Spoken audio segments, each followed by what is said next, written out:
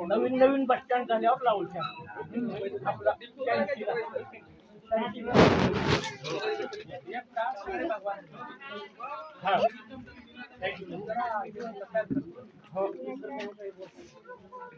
त्यांनी चांगलं लढा लढली त्या काळात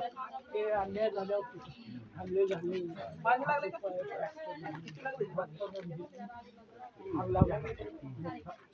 जसं परवा गौर पाण्यात नुकसान पाहिजे हो झाड वगैरे लावतात